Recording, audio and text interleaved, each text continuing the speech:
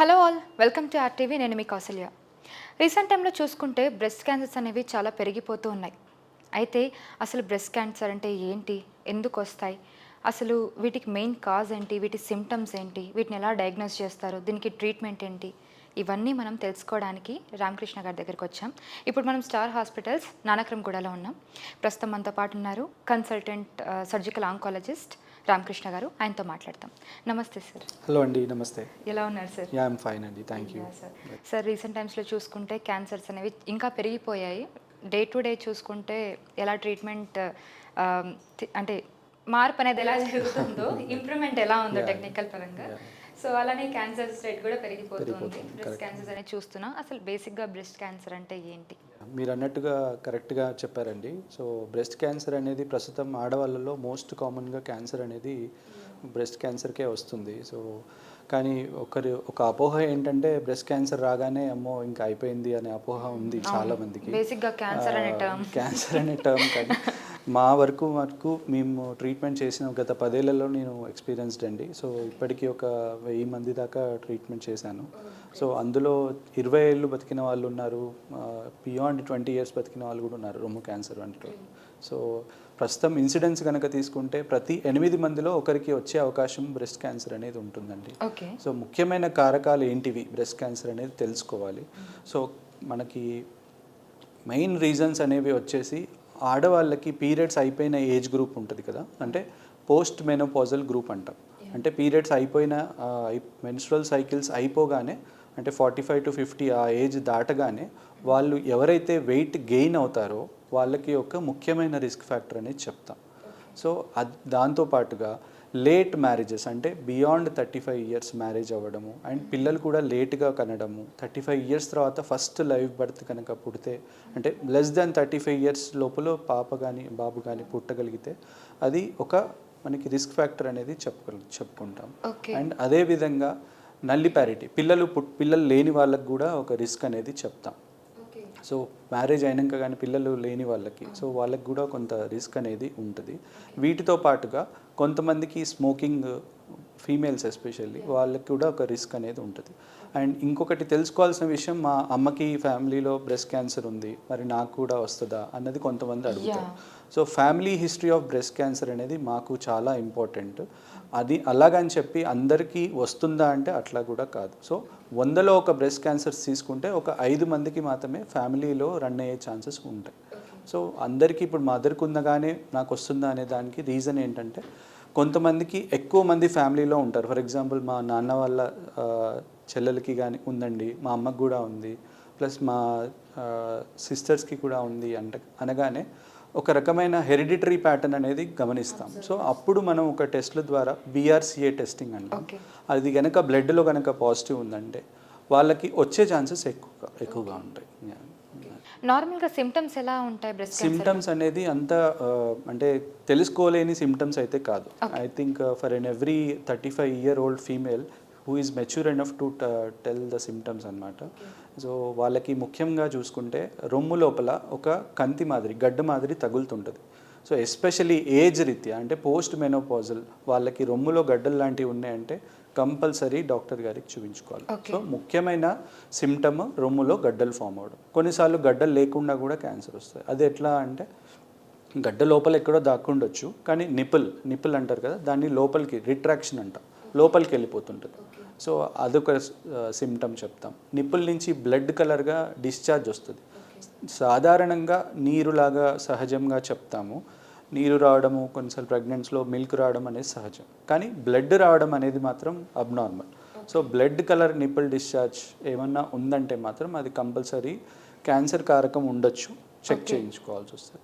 అదేవిధంగా స్కిన్ కూడా మడతలు పడడము, డింపుల్ పడడము, గుంటల్లాగా మారడము, అండ్ ఆరెంజ్ ఫ్రూట్ తోడుకల్లాగా ఎట్లయితే గుంటలుగా మారుతుందో అది కూడా ఒక సిమ్టమ్గా చెప్తాము. అండ్ ఆర్మ్ పిట్, అంటే యాక్సిల్లాలో అందులో కూడా గడ్డల్లాగా ఫామ్ అవుతాయి.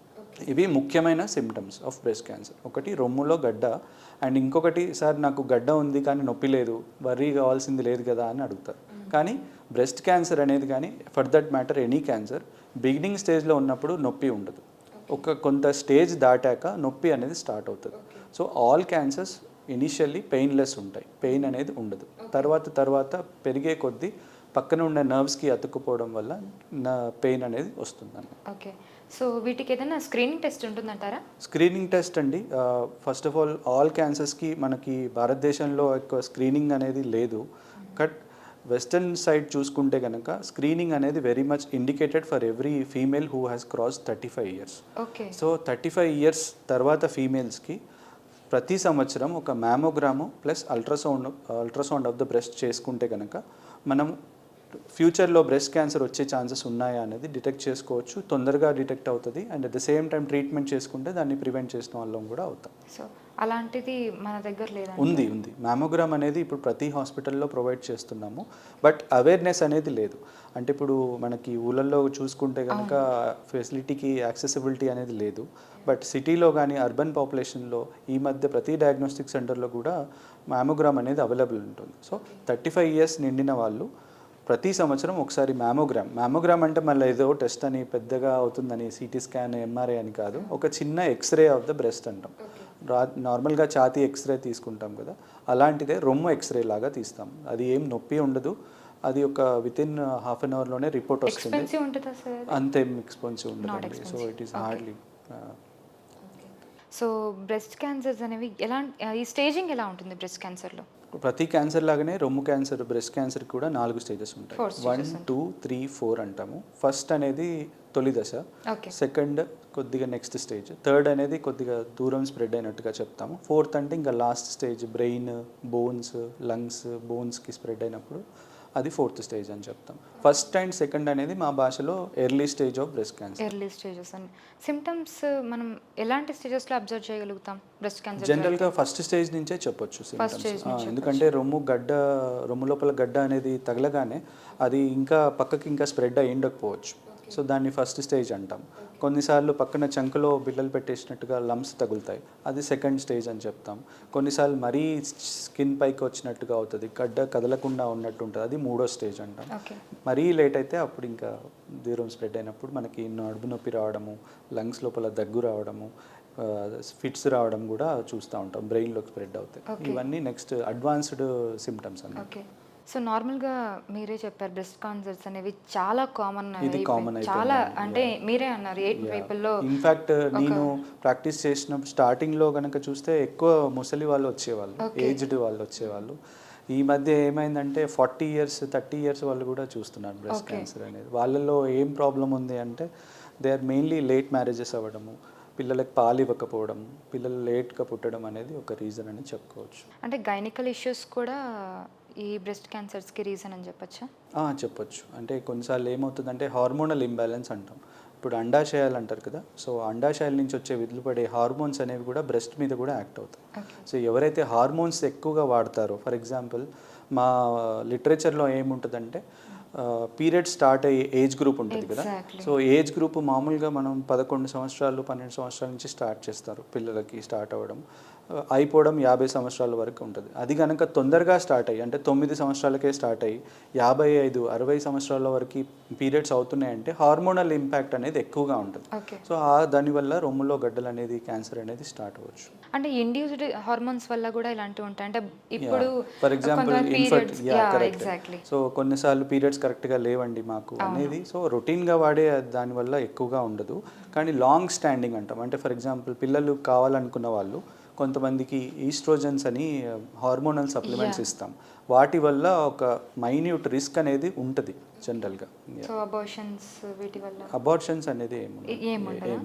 నార్మల్గా ఈ బ్రెస్ట్ క్యాన్సర్స్ ఏవైతే ఉన్నాయంటే ఎక్కువగా ఉన్నాయి కదా, ఇది డేంజరస్సా మిగతా దాంతో పోల్చుకుంటే? అంటే ఇప్పుడు ఉన్న ప్రస్తుతం మన దగ్గర ఉన్న వెపన్స్ అనుకోండి, సర్జరీ కానీ మెడికల్గా కీమోథెరపీ కానీ రేడియేషన్ అని కానీ అండ్ కొత్త టార్గెటెడ్ థెరపీస్ వచ్చాయి. సో ఈవెన్ ఇన్ స్టేజ్ 4లో కూడా 100లో ఒక 30 నుంచి 40 మందికి క్యూర్ చేయగలుగుతున్నాం. స్టేజ్ 4 కూడా. స్టేజ్ 1 అయితే 95% క్యూర్ అనేది పాసిబుల్. ఇదివరకు క్యాన్సర్ అంటే అసలు అది క్యూర్ ఇదివరకు లాగా లేదండి, ఒక 10 years బ్యాక్ కూడా అట్లా లేదు. బట్ ప్రజెంట్ టెక్నాలజీ అడ్వాన్సెస్ కానీ అనుకోవచ్చు, టార్గెటెడ్ థెరపీ కానీ lot of changes has come. Okay, proper treatment ఎలా జరుగుతుంది so breast treatment of breast cancer very good question అండి. ట్రీట్మెంట్ ఆఫ్ బ్రెస్ట్ క్యాన్సర్ అనేది స్టేజ్ని బట్టి డిసైడ్ చేస్తాము. పేషెంట్ రాగానే ఫస్ట్ మ్యామోగ్రామ్ తీసి దాన్ని బయాప్సీ చేస్తాం. బయాప్సీ చేసి కన్ఫర్మ్ అయిందండి మీకు క్యాన్సర్ అని కన్ఫర్మ్ అయిందని చెప్పగానే సార్ వాడు అడిగేది నెక్స్ట్ స్టేజ్ ఏంటని. సో స్టేజెస్ 1, 2, 3, 4 అని మరి ఏ స్టేజెస్ ఉన్నాయని చెప్పడానికి మనం కొన్ని టెస్ట్లు చేస్తాం. అంటే కొన్నిసార్లు మనకి చెస్ట్ ఎక్స్రే అంటారు, అల్ట్రాసౌండ్ అబ్డోమెన్ స్కాన్ అంటాం. మరీ మాకు కొద్ది సస్పీషియస్ ఎక్కువగా ఉంది, దూరం స్ప్రెడ్ అయ్యేటట్టు ఉందంటే PET CT scan, whole body PET CT scan అంటాం. వాటితో కూడా మనం స్టేజ్ అనేది తెలుసుకోవచ్చు. Stage 1 and 2 usually early stage కిందికి వస్తుంది. సో వీటికి ఎట్లా ఉంటుందంటే ఫస్ట్ సర్జరీగా ఇంపార్టెన్స్ ఇస్తాం. సర్జరీ చేసి తీసేయాలమ్మా గడ్డని, అండ్ దాని తర్వాత మిగతా వాటికి మళ్ళీ వచ్చి రాకుండా ఉండడానికి కీమోథెరపీ అవసరం అయితే పెడతాము రిపోర్ట్ని బట్టి అని చెప్తాం. అదే స్టేజ్ 3 అనుకోండి, స్టేజ్ 3లో ముందే మందులు ఇస్తాం, ముందే కీమోథెరపీ ఇస్తాం. అది ఒక పర్టికులర్ ప్యాటర్న్లో అయిపోయాక ఒక 6 cycles కానీ 8 cycles అయిపోయాక అప్పుడు నెక్స్ట్ సర్జరీ చేయాల్సి ఉంటుంది. సర్జరీ తర్వాత మళ్ళీ రేడియేషన్ అనేది చేస్తాం. స్టేజ్ 4లో కనుక ఆపరేషన్ అనేది రోల్ ఉండదు, ఓన్లీ మందుల ద్వారానే తగ్గించవచ్చు. ఓకే. ఈ బ్రెస్ట్ క్యాన్సర్ పేషెంట్స్లో ఈ బ్రెస్ట్ రిమూవల్ అనేది అది చాలా అపోహ అండి. ఒకప్పుడు ఏం చేసేవాళ్ళం అంటే కంప్లీట్గా ఛాతీ తీసుకోవాలమ్మా మీకు, అంటే బ్రెస్ట్ క్యాన్సర్ పేషెంట్కి మీకు ఇంకా ఆప్షన్ లేదు అనేటోళ్ళం. బట్ ఇప్పుడు మనకున్న అడ్వాన్స్డ్ థెరపీస్ కానీ, అంటే సర్జరీలో కొన్ని చేంజెస్ వచ్చాయి. ప్లాస్టిక్ సర్జరీ హెల్ప్ తీసుకోవడం వల్ల రొమ్ము అనేది కంప్లీట్గా తీయాల్సిన అవసరం లేదండి. సో ఈవెన్ రొమ్ములో గడ్డ ఉన్న గడ్డ వరకు కొద్దిగా మార్జిన్ తోటి తీసుకొని దాన్ని టెస్ట్కి పంపిస్తాం జరుగుతున్నప్పుడే. క్యాన్సర్ కంప్లీట్గా తీసేసామా అని ఆన్ టేబుల్ పేషెంట్ సర్జరీ అవుతున్నప్పుడే ఫ్రోజన్ సెక్షన్ అనే టెస్ట్కి పంపిస్తాము. ఆ రిపోర్ట్ అంతా వచ్చేసింది, ఏం లేదు అని వస్తుంది. అది రాగానే దాన్ని మనం మళ్ళీ యథావిధిగా కుట్లేసేయడం, లేకుంటే ప్లాస్టిక్ సర్జరీ తోటి రొమ్ముని యథావిధిగా ఉంచే అవకాశం అనేది ఉంటుంది. సో కంప్లీట్గా తీయాల్సిన అవసరం అనేది అపోహ మాత్రమే. బట్ కొంతమందికి మేమే చెప్తాం కంప్లీట్గా అవసరం పడుతుందని. అది ఎవరికి అంటే ఒక్క చోట ఉండకుండా కొద్దిగా మల్టిపుల్ సైట్లో రొమ్ము మొత్తం కూడా క్యాన్సర్ సెల్స్ అనేవి కనిపిస్తాయి. వాళ్ళకి మీకు రొమ్ము ప్రిజర్వ్ చేసుకునే ఆప్షన్ లేదు అని చెప్తాం. అది ఇప్పుడున్న దాంట్లో possible. Okay. So breast cancers రాకుండా ప్రివెంట్ చేసే ఏమైనా ఛాన్సెస్ ఉంటాయి? ఎలాంటి జాగ్రత్తలు తీసుకోవాలి? జాగ్రత్తలు అనేవి ప్రతి ఫీమేల్ అయితే అవేర్నెస్ ఉండాలండి. ఫస్ట్ థింగ్ మనం చేయాల్సిందంటే నన్ను అడిగితే పోస్ట్ మెనోపాజల్ వాళ్ళు వెయిట్ అనేది గెయిన్ అవ్వద్దు. ఓకే. అండ్ ఎర్లీ మ్యారేజెస్ 30-35 లోపు పిల్లల్ని కనగల అవకాశం ఉంటే అది బెటర్గా ఛాన్స్ తీసుకోవచ్చు. అండ్ పాలు ఇవ్వకపోవడం కూడా ఒక రిస్క్ ఫ్యాక్టర్. పాలు కనుక 2 బ్రెస్ట్లు 1 year వరకు ఇస్తే కూడా అదొక ప్రొటెక్టివ్గా పనిచేస్తుంది. స్మోకింగ్, ఆల్కహాల్, ఒబెసిటీ రాకుండా హెల్దీ లైఫ్ స్టైల్ అనేది దీని ద్వారా ప్రివెంట్ చేసుకోవచ్చు. అండ్ ఇయర్లీ మ్యామోగ్రామ్ అనేది కూడా 35 years క్రాస్ చేసుకుంటే ఏదన్నా ముందు దశ, అంటే క్యాన్సర్కి ముందు దశలు కూడా ఉంటాయి, అది మనం మ్యామోగ్రామ్లో డిటెక్ట్ చేసుకొని తొలగించేసుకుంటే మాత్రం క్యాన్సర్ని క్యూర్ చేసినట్టు వాళ్ళు అవుతాం.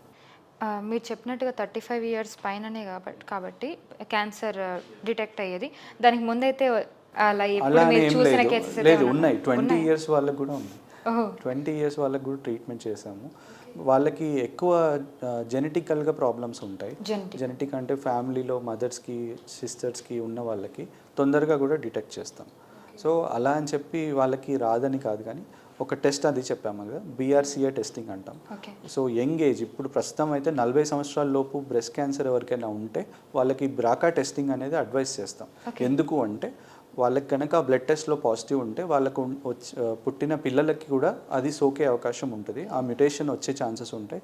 వాటి ద్వారా ఆ బ్రెస్ట్ క్యాన్సర్ కానీ ఓవరీ క్యాన్సర్ కానీ వాళ్ళ పిల్లలకి కూడా వచ్చే ఛాన్సెస్ ఉంటాయి. ఎగ్జాక్ట్లీ. ఇప్పుడు ప్రెగ్నెన్సీ టైంలో, డెలివరీ టైంలో వస్తూ ఉంటుంది కదా, అంటే మేబీ బ్రెస్ట్ క్యాన్సర్స్ అనేవి ఎక్కువగా చూస్తూ ఉంటారు. అప్పుడు ప్రెగ్నెన్సీ అప్పుడు తక్కువ వస్తుంది, బట్ చాలా చాలా తక్కువ.